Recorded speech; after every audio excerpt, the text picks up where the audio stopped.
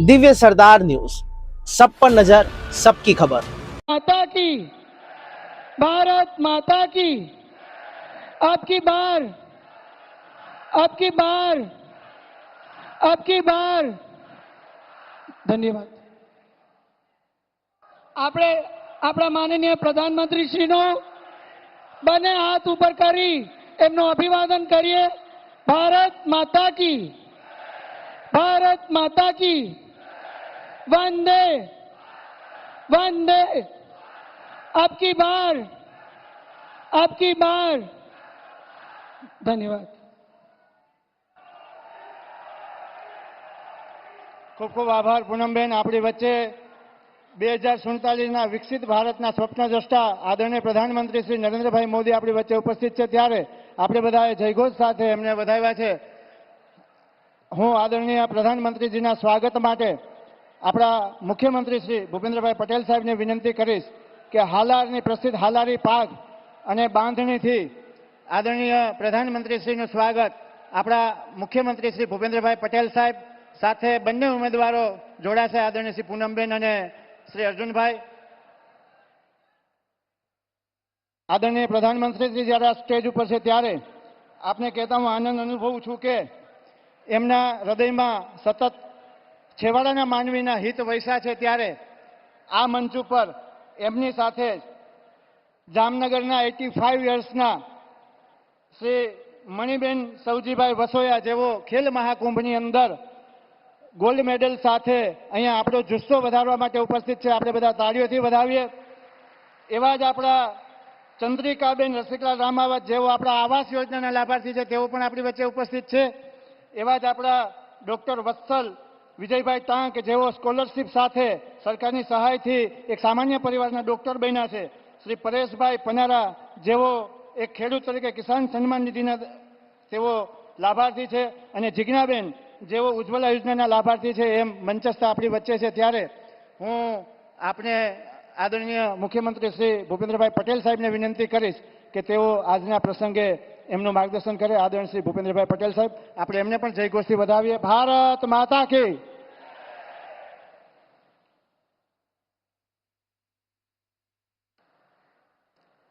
हालारनी भूमि पर भारतीय जनता पार्टी गुजरात प्रदेश द्वारा आयोजित विजय विश्वास सभा में अपनी सौनी साथे मंच पर उपस्थित विकासनी राजनीतिना प्रणेता, जनता जनार्दननी सेवा में सतत अविरत समर्पित एवा अपना सौना आदरणीय वडाप्रधान श्री नरेन्द्रभाई मोदी साहेब, मारा साथी मंत्री श्री राघवजीभाई पटेल, श्री मोड़ूभाई बेरा, सांसद तथा जामनगर लोकसभा बैठकना उम्मीदवार श्री पूनमबेन मैडम, पोरबंदर विधानसभा बैठकना उम्मीदवार श्री अर्जुनभाई मोढवाडिया, क्लस्टर इंचार्ज तथा पूर्व प्रदेश अध्यक्ष श्री आरसी फळदुजी, जामनगर जिला पंचायतना प्रमुख श्रीमती माहीबेन गलचर, द्वारका जिला पंचायतना प्रमुख श्रीमती रिद्धिबा जाडेजा, पोरबंदर जिला पंचायतना प्रमुख श्री परबतभाई परमार, जामनगर जिल्लाना प्रमुख श्री रमेशभाई मुंगरा, जामनगर शहरना प्रमुख श्री विमलभाई कगसरा, द्वारका जिल्लाना प्रमुख श्री मथुरभाई मयूरभाई गढ़वी, पोरबंदर जिल्लाना प्रमुख श्री रमेशभाई आडेदरा, मारा साथी धारासभ्य श्रीमती रीवाबा जाडेजा, श्री प्रभुबा माणेक, श्री मेघजीभाई चावड़ा, श्री दिव्येशभाई अकबरी, जामनगर महानगरपालिकाना mayor Shri Vinodbhai Kimshuriya, deputy mayor Shrimati Krishnaben Sodha, जिला संगठन तथा लोकसभा बैठकना प्रभारीश्रीओ, सौ संतगण, विशाल संख्या में उपस्थित सौ भाईओ बहनों, युवाओं, प्रेस मीडिया मित्रों, सौने मारा नमस्कार। जय श्री राम। गुजराते देशना विकासनु मॉडल, राज्य बनावाना विकास पुरुष, विश्व नेता आदरणीय वडाप्रधान श्री नरेन्द्रभाई मोदी साहेबनु छोटे काशी જામનગરની આ વિજય વિશ્વાસ સભામાં આપ સૌ ગુજરાતીઓ વતી સ્વાગત કરું છું. સમગ્ર દેશમાં લોકસભાની ચૂંટણીનું પર્વ ઉજવાઈ રહ્યું છે. આખી દુનિયાની નજર આ ચૂંટણી પર છે, કેમ કે સમગ્ર દેશવાસીઓએ વિશ્વ નેતા શ્રી નરેન્દ્રભાઈ મોદીને સતત ત્રીજી વાર વડાપ્રધાન બનાવવાનું મન બનાવી લીધું છે. આઝાદ ભારતના ઇતિહાસની આ પહેલી ચૂંટણી છે કે જેમાં દેશના દરેક લોકો એક સાથે એક અવાજે કહે છે કે અબ કી બાર ફિર એક બાર. લોકોએ આ વખતે નક્કી કર્યું છે કે દેશમાં જેમણે ભવ્ય રામ મંદિરનું નિર્માણ કરાવ્યું તેમને પુનઃ જન આશીર્વાદ આપવા છે. જેમણે કાશ્મીરને ભારતનું અભિન્ન હિસ્સો બનાવ્યું તેવા વડાપ્રધાનને દેશને તેજ ગતિથી આગળ વધારવા માટે ફરીથી સુકાન સોંપવું છે. આદરણીય વડાપ્રધાન શ્રી દેશમાં વિકાસ બી વિરાસત બીના ધ્યેય સાથે આપણા શ્રદ્ધા આસ્થાના કેન્દ્ર સમા સાંસ્કૃતિક કેન્દ્રોના ડેવલપમેન્ટની ગેરંટી આપી છે. મહાકાલ ધામ હોય, કેદારનાથ, કાશી વિશ્વનાથ જેવા પવિત્ર યાત્રા સ્થાનોના અદ્યતન વિકાસથી યાત્રી સુવિધાઓમાં વિકાસ કર્યો છે. આપણો સૌરાષ્ટ્રનો આ સમુદ્ર પ્રદેશ હરિહરની ધરતી ગણાય છે. સમુદ્રના એક તટે ભગવાન સોમનાથનો હર હર મહાદેવનો નાદ છે, તો દ્વારકાના સમુદ્ર તટે શ્રી હરિ ભગવાન કૃષ્ણ વિરાજમાન છે. વડાપ્રધાનશ્રીએ સોમનાથ તીર્થ ક્ષેત્રના સર્વગ્રાહી વિકાસથી પ્રથમ જ્યોતિર્લિંગને વિશ્વ ખ્યાતિ અપાવી છે અને યાત્રાધામ દ્વારકામાં સુદર્શન સેતુ બાંધીને આધુનિક કાયાકલ્પ કર્યો છે. આજે દેશના જનજનને વિશ્વાસ છે કે મોદી હૈ તો મુમકિન હૈ. એટલે જ મોદી સાહેબે જે ગેરંટી આપી તે પૂરી કરીને બતાવી છે. મોદી સાહેબની ગેરંટી એટલે સંકલ્પથી સિદ્ધિ, વિઝનથી વિકાસ, સહકારથી સમૃદ્ધિ, અંત્યોદયથી સર્વોદય અને આત્મનિર્ભરથી આત્મસન્માન.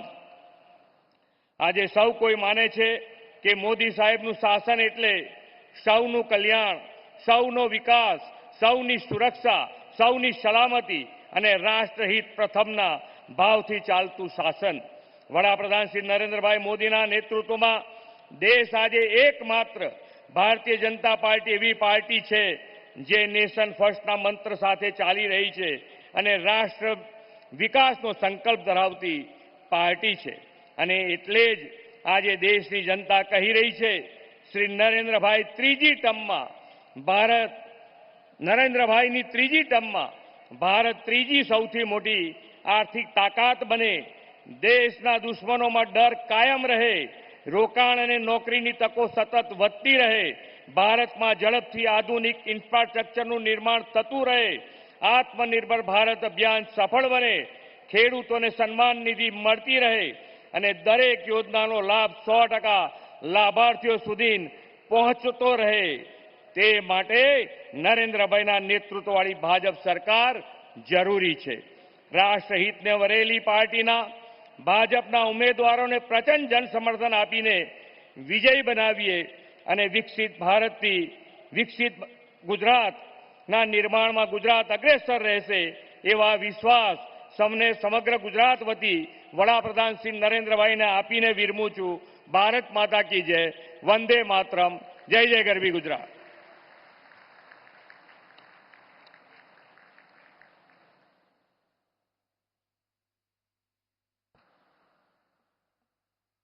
ખૂબ ખૂબ આભાર માનનીય મુખ્યમંત્રી શ્રી ભૂપેન્દ્રભાઈ પટેલજી આપનું, જેમના કુશળ નેતૃત્વમાં દેશની અર્થવ્યવસ્થાને 5મું સ્થાન મળ્યું છે.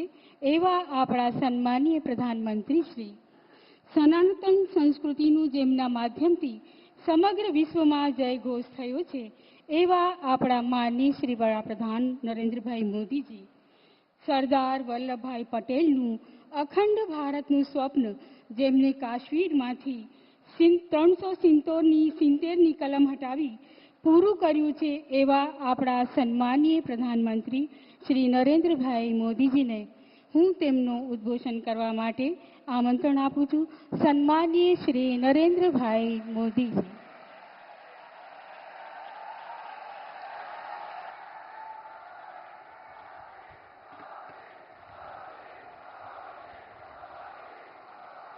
भारत माता की, भारत माता की, भारत माता की. તમને બધાને થતું હશે કે નરેન્દ્રભાઈ પાઘડી પહેરીને કેમ આવ્યા, અને મુખ્યમંત્રીએ પાઘડી પહેરાવા જતા હતા તો મેં કહ્યું તમે આના ઉપર જ મૂકો, મારે આ પાઘડી ઉતારાય એવું નથી. હું આવતા રસ્તામાં જામ સાહેબના દર્શન કરવા ગયો હતો.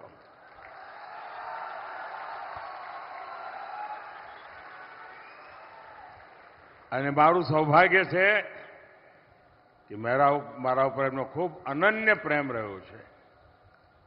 સમગ્ર પરિવારનો અનન્ય પ્રેમ રહ્યો છે. અને જામ સાહેબ પાઘડી પહેરાવે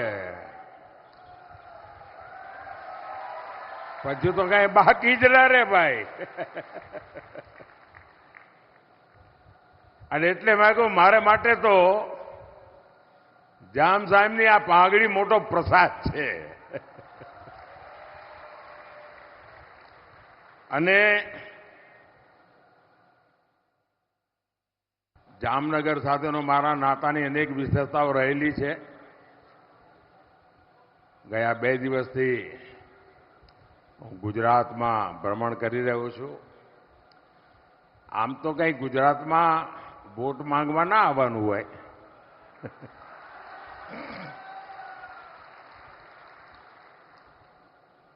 મને ઘણા કહેતા હતા કે સાહેબ તમારે ક્યાં પ્રચારમાં આવવાની જરૂર છે.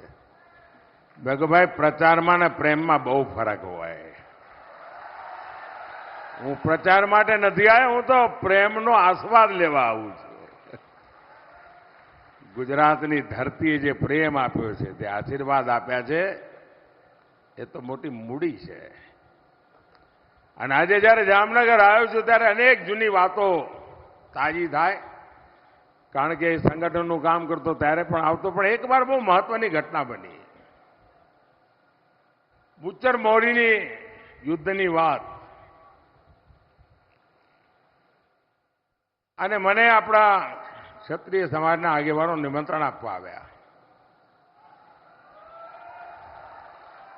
પછી મને કોઈએ કાનમાં કહ્યું, મને કે સાહેબ અમે નિમંત્રણ આપવા આવ્યા છીએ પણ તમે નહીં આવો, પણ આ તો અમારું કર્તવ્ય છે એટલે અમે આવ્યા છીએ.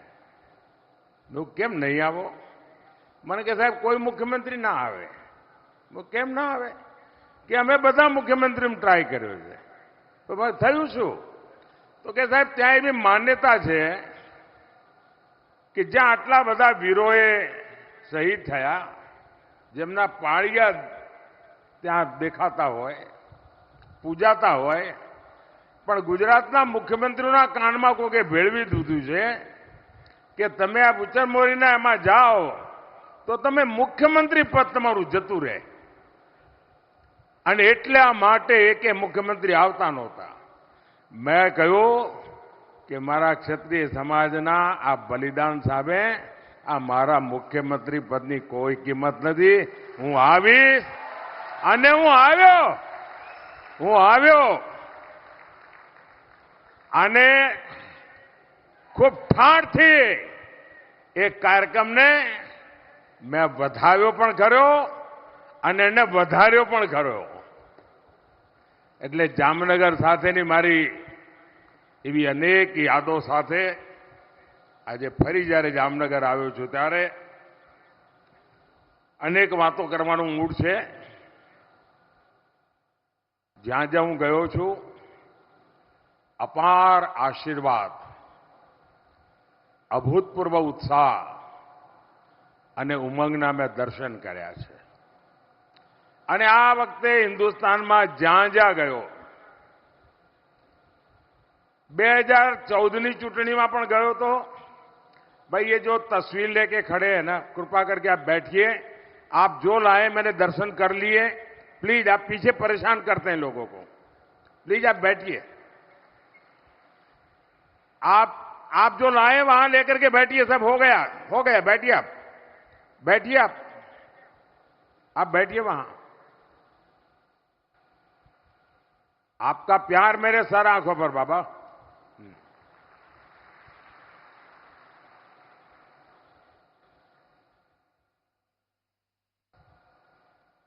અને ગુજરાત હોય કે તમિલનાડુ હોય કે કાશ્મીર કન્યાકુમારી હોય કે આસામ હોય, જ્યાં જ્યાં ગયો મેં આવો ઉત્સાહ, આવો ઉમંગ અને આટલો બધો વિશ્વાસ અને કમિટમેન્ટ ન 2014માં જોયું છે, ન 2019માં જોયું છે, જે હું 2024માં જોઈ રહ્યો છું. કારણ 14માં ગયો ત્યારે બધાના મનમાં હતું કે આ ભાઈ છે કોણ. ગુજરાતવાળા ઓળખે, બહાર તો બહુ કે એટલી ઓળખાણ ના હોય. 19માં ગયું ત્યારે કે હા માણસ તો કામનો છે. અને 24માં હું જોઉં છું કે ભાઈ હવે તો આપણા દેશનો દુનિયામાં ડંકો વગાડવાનો છે. મોદી સાહેબ આગળ વધો. અને જ્યાં જઈએ ત્યાં એક જ સ્વર, फिर एक बार, फिर एक बार, फिर एक बार. साथियों, गुजरात ने वर्तमान में देश के लिए जितना योगदान दिया है, उतना ही योगदान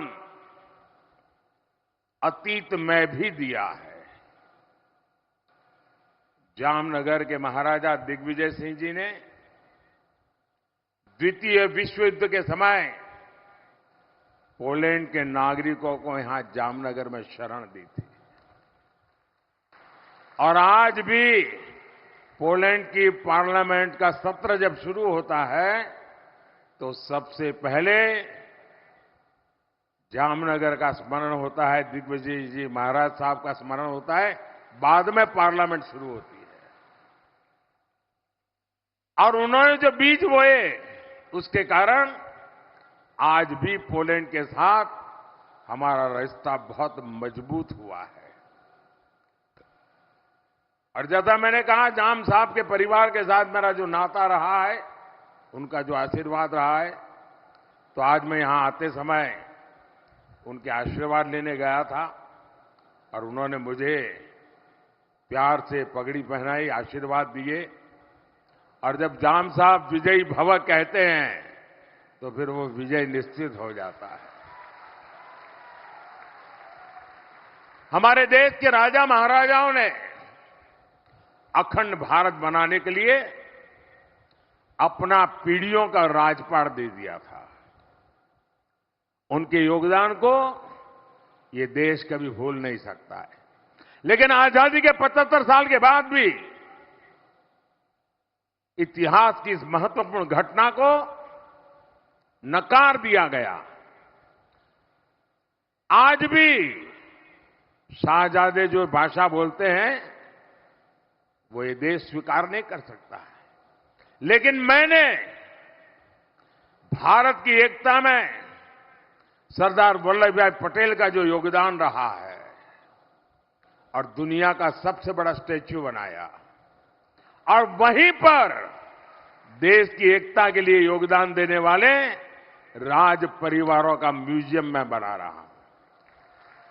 आजादी के इतने सालों के बाद ये मान सम्मान देना किसी सरकार को विचार नहीं आया, मुझे आया. क्योंकि मैं इतिहास की महानता को पूजने वाले लोगों में से हूं. और मैं जानता हूं जो इतिहास भूल जाते हैं वो कभी इतिहास बना नहीं सकते.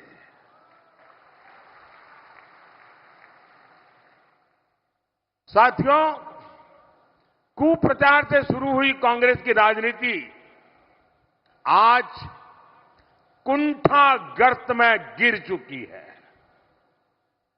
इनकी जो कुंठा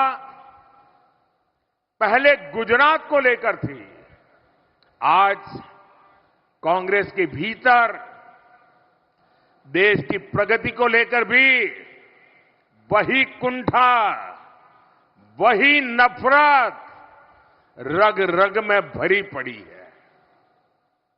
आज दुनिया में भारत का कद भी बढ़ा है, भारत का सम्मान भी बढ़ रहा है।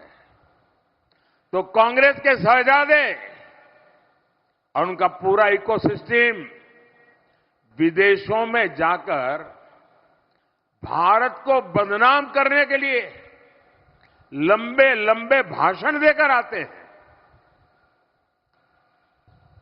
उन लोगों ने जब सत्ता छोड़ी 2014 में,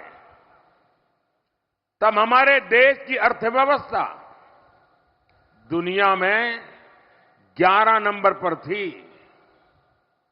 और आपको जानकर के खुशी होगी, देश जब आजाद हुआ था तब हम दुनिया में 6 नंबर पर थे। ये वहां से 11 पर ले गए। और एक चाय वाला आया, वो तो बड़े बुद्धिमान लोग बैठे थे, लेकिन उसकी रगों में गुजराती खून है जी।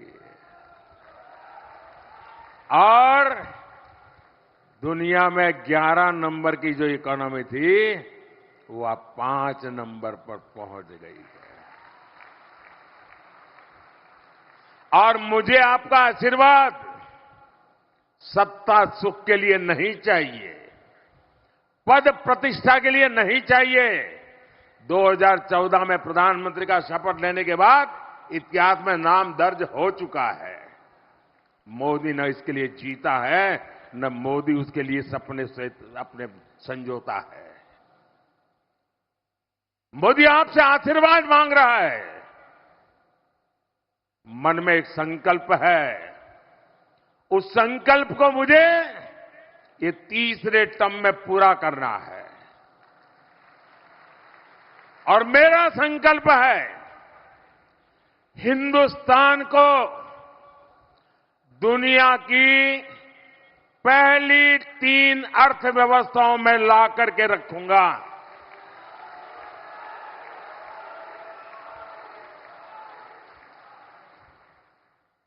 और आप कल्पना कर सकते हैं, जब विश्व में तीसरे नंबर की अर्थव्यवस्था हिंदुस्तान बनता है, तो दुनिया के लिए भारत का नजरिया कितना बदलेगा।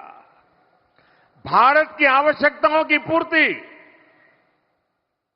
भारत की आकांक्षाओं की पूर्ति,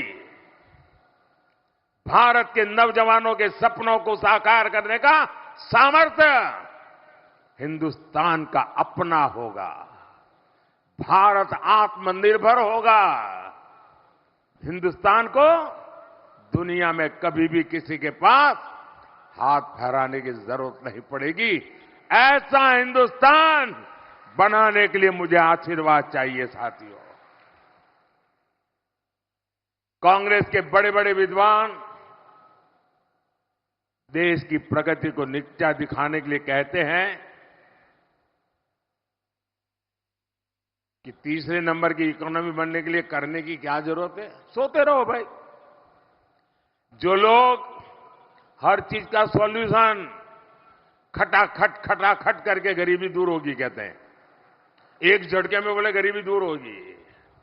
जो खटाखट और कटाकट में ही जो फंसे पड़े हैं, उनको समस्याओं से, चुनौतियों से कैसे टकराना, समस्याओं का कैसे समाधान कहना, चुनौतियों को कैसे परास्त करना, ये शायद कभी सोचा भी नहीं होगा।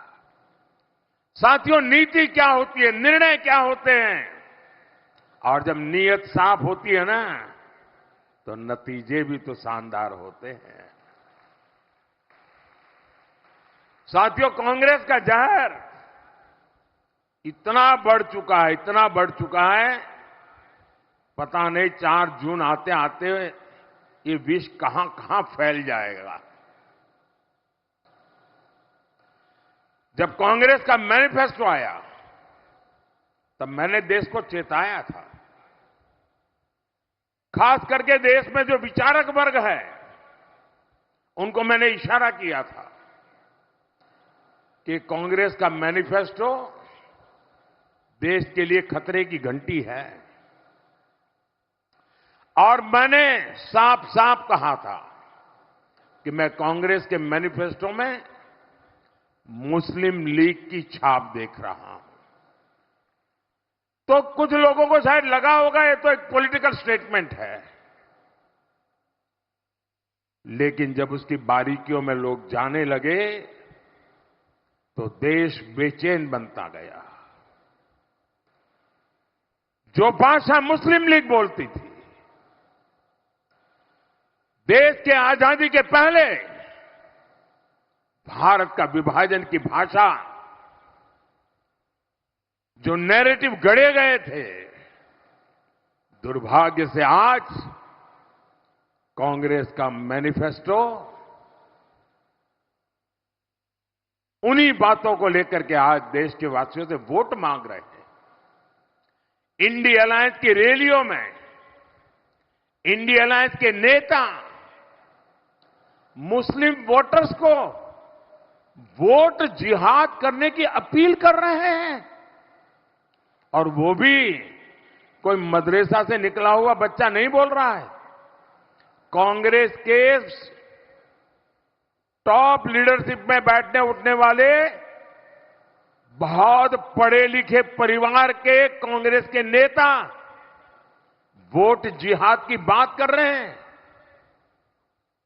और कांग्रेस का और वोट जिहाद का क्या रिश्ता कहलाता है, ये आपको कांग्रेस के इतिहास से पता चलेगा।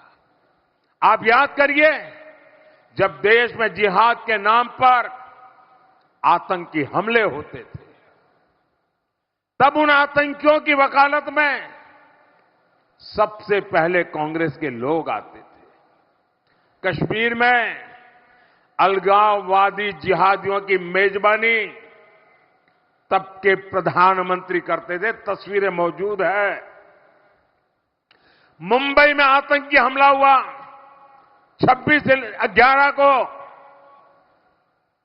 उसमें कसाब और दूसरे आतंकियों को बचाने के लिए कांग्रेस के नेता आगे आए। मुंबई आतंकी हमले के जिहादियों को बचाने के लिए किताबें लिखी गई, कांग्रेस नेताओं ने उसे रिलीज किया।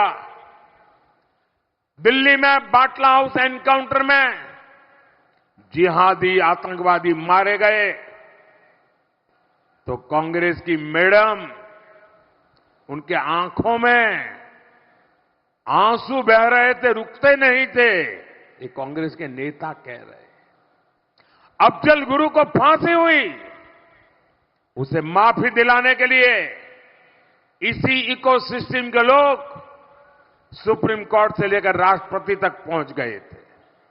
और अब ये लोग देश में वोट जिहाद करने का नारा लगा रहे हैं। साथियों, कांग्रेस पार्टी इस समय 2 रणनीतियों पर चुनाव लड़ रही है।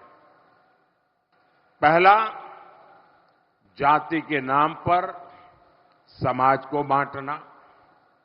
दूसरा, तुष्टीकरण के जरिए अपनी वोट बैंक को एकजुट करना।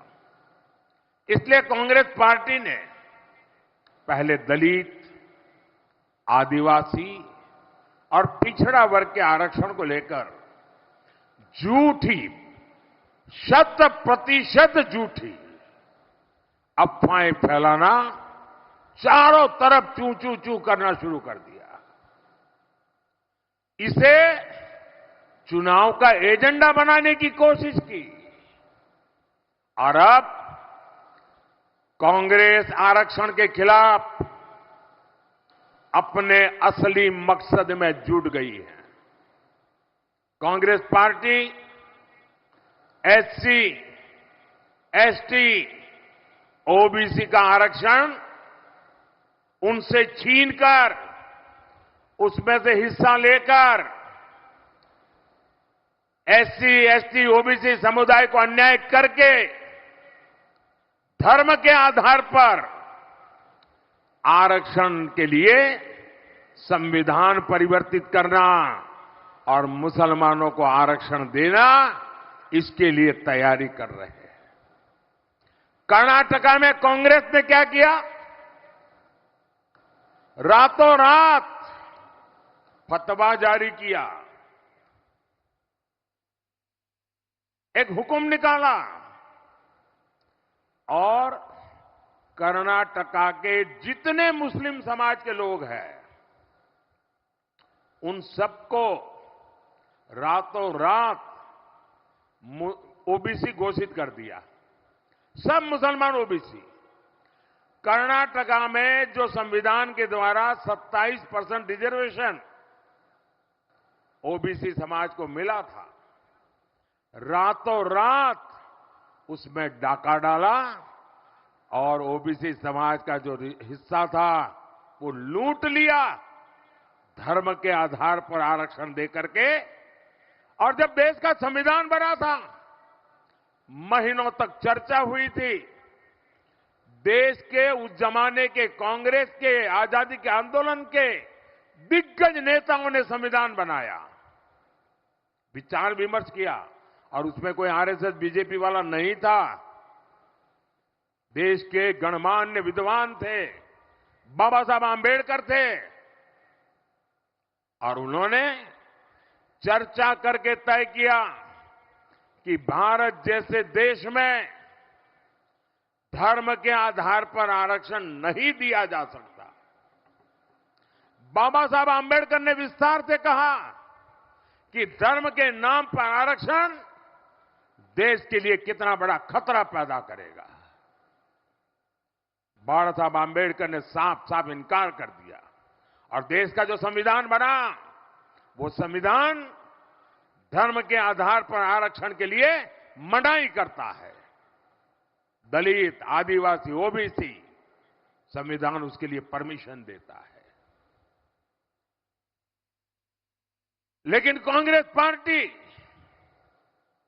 धर्म के आधार पर आरक्षण की बात लेकर के अपनी वोट बैंक मजबूत करना चाहती है। और जब मैं कांग्रेस के इन पापों को पर्दाफाश किया, और मैं पिछले 9 दिन से मांग कर रहा हूं कि कांग्रेस पार्टी मुझे जवाब दे, मैंने उनको चुनौती दी है। 9 दिन हो गए, कांग्रेस ने मेरी 3 चुनौतियां हैं, उस पर कोई जवाब नहीं दिया। और मैं लगातार कह रहा हूं, मैं एक बार फिर मीडिया को भी जगाना चाहता हूं, देशवासियों को भी जगाना चाहता हूं। एक बहुत बड़े खतरे की तरफ ये लोग ले जा रहे हैं, इसलिए मैं जगाना चाहता हूं। और मेरी 3 चैलेंज क्या है? मेरा पहला चैलेंज है, क्या कांग्रेस ये लिख करके देश को देगी कि वो संविधान बदलकर धर्म के आधार पर मुसलमानों को आरक्षण नहीं देंगे? लिख करके दो। दूसरा, धर्म के आधार पर आरक्षण देकर दलित, आदिवासी, बख्शीपंथ, ओबीसी का हक नहीं मारा जाएगा। क्या कांग्रेस ये लिख करके देगी? तीसरा चैलेंज, क्या कांग्रेस ये लिख कर देगी कि उनकी जो राज्य सरकारें हैं, उनके जो चट्टे बट्टों की सरकारें हैं, वे ओबीसी कोटा में डाका डाल करके मुसलमानों को शामिल करने का हिडन एजेंडा नहीं चलाएंगे? इसकी गारंटी देते हैं क्या? चुप है, मतलब उनके दिमाग में, उनकी सोच में कोई खोट है। अब मुझे जामनगर के लोग बताइए, देश पर इतना बड़ा खतरा मंडरा रहा हो, क्या मोदी चुप रह सकता है? क्या मोदी देश को फिर से बांटने दे सकता है? साथियों, मैं आज जामनगर की धरती से देशवासियों को विश्वास दिलाता हूं, और कांग्रेस के चट्टे बट्टे सबको कहना चाहता हूं, जब तक मोदी जिंदा है, जब तक मोदी जिंदा है, इस देश को फिर से धर्म के आधार पर मैं बांटने नहीं दूंगा।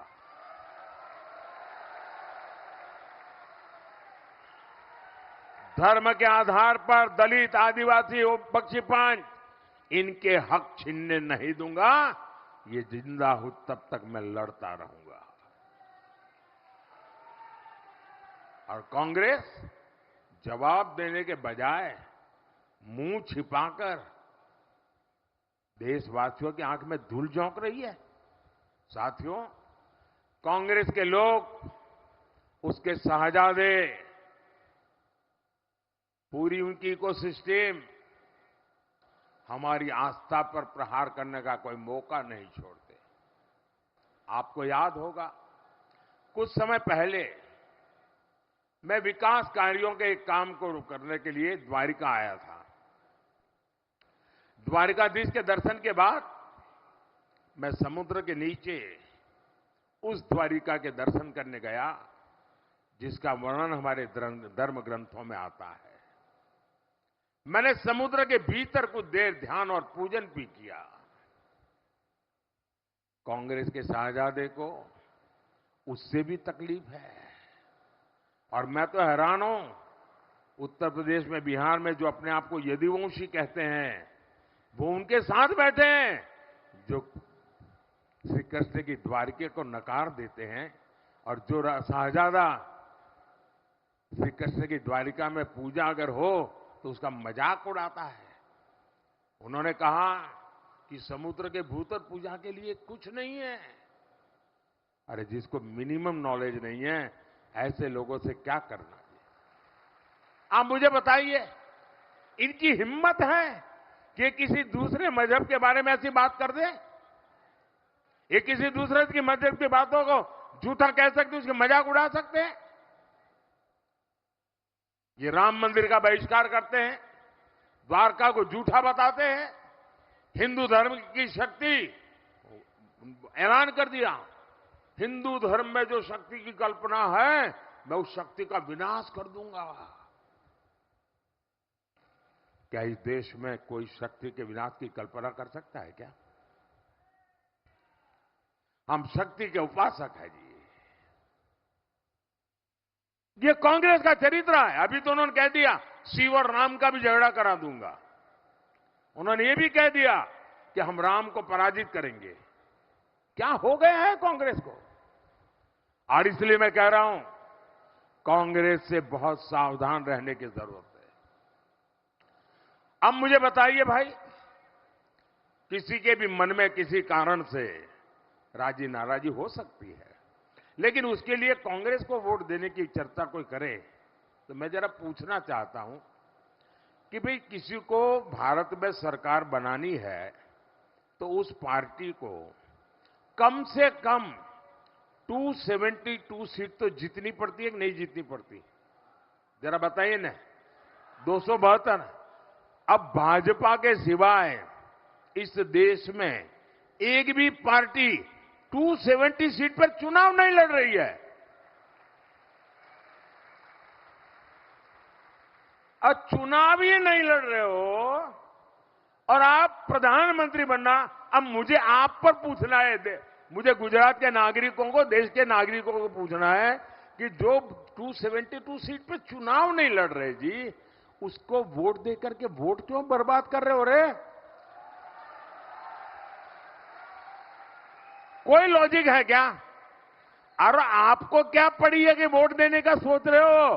खुद कांग्रेस का शाही परिवार जो दिल्ली में रहता है, वो खुद इस बार कांग्रेस को वोट नहीं देने वाला है। अब आपको आश्चर्य होगा, ये सच्चाई है, क्योंकि जहां वो रहते हैं ना, जहां उनका वोट है, वहां कांग्रेस का उम्मीदवार ही नहीं है।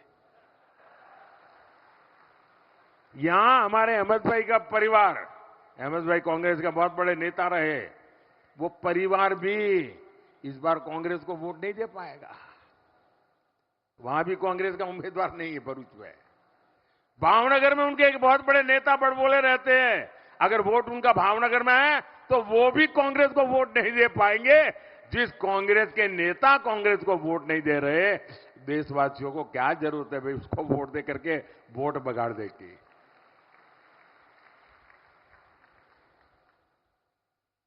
અને એટલા જ માટે મારા ભાઈઓ બહેનો,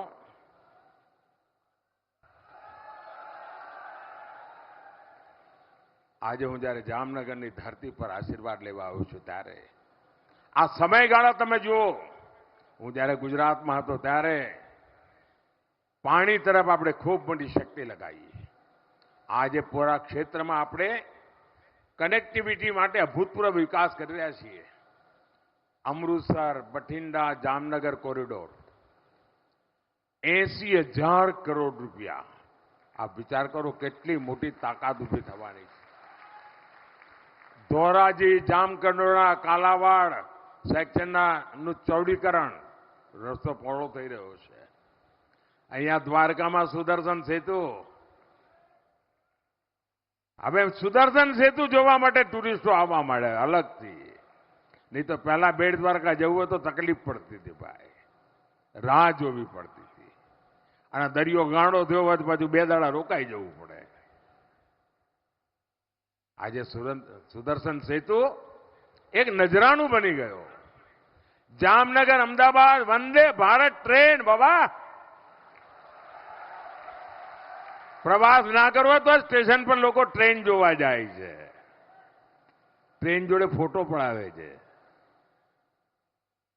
આઝાદીના 75 વર્ષ પછી લાલ ડબ્બામાંથી ખૂબસૂરત ટ્રેન જોવા મળી ભાઈઓ। અમૃત યોજના અંતર્ગત જામનગર રેલવે સ્ટેશનનું આધુનિકરણ થઈ રહ્યું છે। અને આધુનિકરણ એટલે તમે એરપોર્ટને ભૂલી જાઓ ને એવા રેલવે સ્ટેશન બનાવવાના છે મારે। આપણા જામનગરમાં ઔદ્યોગિક વિકાસ, મને યાદ છે મેં જ્યારે એકવાર નવો મુખ્યમંત્રી બન્યો હતો, જામનગરમાં ચૂંટણી લડતો હતો। મારી જિંદગીની પહેલી શરૂઆત સૌરાષ્ટ્રમાંથી થઈ। પહેલી વાર જનપ્રતિનિધિ બનવાની શરૂઆત સૌરાષ્ટ્રની ધરતીએ મને આશીર્વાદ આપ્યા અને ત્યાંથી આ યાત્રા શરૂ થઈ। એ વખતે મેં કહ્યું હતું કે રાજકોટ, મોરબી અને જામનગર આ એક એવો ત્રિકોણ છે કે જેનામાં મિની જાપાન રીતે ડેવલપ થવાની તાકાત છે। અને એ વખતે મારી બહુ ઠેકડી ઉડાવવામાં આવી હતી। મીડિયાવાળા બી મારા વાળ નોચી લેતા હતા। અને આજે તમે જોઈ રહ્યા છો જે રીતે એક જમાનામાં ગુજરાત આપણું આ એગ્રીકલ્ચરમાં હાલત બહુ ખરાબ હતી કે 10 વર્ષમાં 7 વર્ષ દુષ્કાળ રહેતો હતો। આજે એગ્રીકલ્ચરમાં લગાતાર 8 થી 10% ગ્રોથ સાથે આપણે આગળ વધી રહ્યા છીએ, કારણ આપણે પાણી પર ધ્યાન કેન્દ્રિત કર્યું। આપણા ગુજરાતની ઓળખ શું હતી? દલાલી કરવાની, એટલે એક જગ્યાએ માલ લેવાનો અને બીજી જગ્યાએ વેચવાનો અને વચ્ચેમાંથી જે 2-5 પૈસા મળે એનાથી ગુજારો કરવાનો। વેપાર નાનો મોટા ચલાવીને આપણે ગુજરાન કરતા હતા, કારણ આપણી પાસે કોઈ મિનરલ્સ નહીં। મોટા મોટું મિનરલ જે કોઈ આપણી પાસે મીઠું, એનાથી આગળ કાંઈ નહીં। અને એમાંથી આજે ગુજરાત ઔદ્યોગિક રાજ્ય બની ગયું। અને દોસ્તો, આવનારા દિવસો સ્વર્ણ અક્ષરે લખી રાખજો। તમે જુઓ કેવું આમ લાઈન બંધ પડ્યું છે, અહીંયા બ્રાસપાટ વગેરેનું છે તો છે જ, પરંતુ વિમાન ગુજરાતમાં બનવાના, ઇલેક્ટ્રિક વેહિકલ ગુજરાતમાં બનવાના। દુનિયાના 4 જ 5 દેશ છે જ્યાં સેમિકન્ડક્ટર છે, આ સેમિકન્ડક્ટર હિન્દુસ્તાનમાં ગુજરાતમાં બનવાના ભાઈ। એનો અર્થ એ થયો કે અને એક જમાનો આવશે ભારતમાં જે ઇલેક્ટ્રિક વેહિકલ ચાલતા હશે ને એની ચીપ ગુજરાતમાં બની હશે। દોસ્તો, આ ક્રાંતિકારી ચીજો થઈ રહી છે। ગુજરાત ગ્રીન હાઇડ્રોજન, સમગ્ર દુનિયાનું એનર્જીનું એક મોટું ક્ષેત્ર ગ્રીન હાઇડ્રોજન, ગુજરાત એનું હબ બનવા જઈ રહ્યું છે। વિશ્વનું સૌથી મોટું આવી અનેક ઔદ્યોગિક ક્ષેત્રે હરણફાળ આ ગુજરાત ભરવાનું છે. અને મારું એક બીજું સપનું છે, ખાસ કરીને જે મધ્યમ વર્ગ, ઉચ્ચ મધ્યમ વર્ગના પરિવારના લોકો છે એમના, બાકી બધાને માટે પણ, તમારું વીજળી બિલ જે છે ને એ મારે 0 કરી દેવું છે. હવે આપ વિચાર કરો, વીજળી બિલ 0 થાય એટલે તમારા જીવનમાં નવી દિશામાં આગળ વધવા માટેનું કેટલો મોટો અવસર મળે. અને એના માટે પીએમ સૂર્યઘર યોજના આપણે બનાવી છે. સરકાર તરફથી સોલાર પેનલ માટે પૈસા મળશે. તમે તમારા ઘર ઉપર સોલાર પેનલ લગાવીને વીજળી પેદા કરો. તમારી જેટલી જરૂરી વીજળી છે મફતમાં વાપરો. અને વધારાની વીજળી સરકાર ખરીદશે ને તમને પૈસા આપશે. પહેલા તમે પૈસા આપતા હતા, હવે સરકાર તમને પૈસા દેશે. એટલું જ નહીં, તમારું ટ્રાન્સપોર્ટેશનનો ખર્ચો, તમારી સ્કૂટી હોય, સ્કૂટર હોય, મોટરસાયકલ હોય, કાર હોય, હવે પેટ્રોલનું, ફ્યુઅલનું બિલ જેમ વીજળી બિલ 0 એમ ફ્યુઅલનું બિલ 0. મફતમાં, કાના માતર વગર મફત. પીએમ સૂર્યઘર યોજના, એ જે વીજળી તમારા ઘરમાં પેદા થાય એનાથી હવે જે ઇલેક્ટ્રિક વ્હીકલ આવવાના છે એનો જ જમાનો છે. એની તમારા ઘરમાં બેટરી ચાર્જ થાય અને પછી લઈને રોડ પર નીકળો બાપુ, આમ મજા આવી જાય. 1 પૈસાનો ખર્ચો નહીં. અને જુવાનિયાઓને બાપા પાસે હાથ લાંબો ન કરવો પડે અને મસ્તીથી ગાડી ચલાવે. આ દિશામાં જવું જ ભાઈઓ. ગ્લોબલ મેપ પર જામનગર સ્વાસ્થ્યની બાબતમાં દુનિયાનું WTOનું, WHO મહત્વનું સેન્ટર, ગ્લોબલ ટ્રેડિશનલ મેડિસિનનું સેન્ટર આ જામનગરમાં બની રહ્યું છે. આખી દુનિયા આયુર્વેદ તરફ વળી રહી છે. જામનગરની આયુર્વેદ યુનિવર્સિટી એના માટે એક મોટું પ્રેરણા કેન્દ્ર બની ગઈ છે. આજે દુનિયામાં ભારતના આયુર્વેદની ઓળખાણ થઈ છે.